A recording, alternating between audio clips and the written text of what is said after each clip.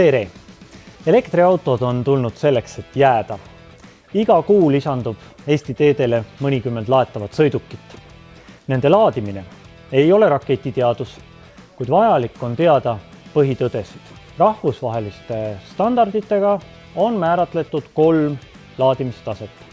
Aeglane ehk kodulaadimine, tavaline ehk poolkiire laadimine ja kiirlaadimine. Kõige rohkem laetaksegi autosid kodus. Elektriauto kodulaadija peab olema lihtne, käepärane ja turvaline.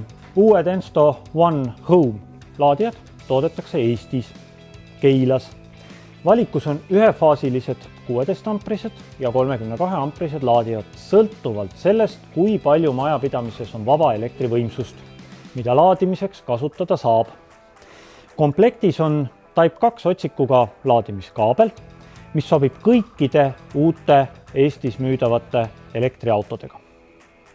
Paigaldusega saab juhendit järgides hakkama iga kogemustega elektrik, kuid enne laadija soetamist ja paigaldamist peaks ta kindlasti maja elektrisüsteemi üle vaatama. Ensto One sarjas on ka sama disainiga seadmed kortermajadele.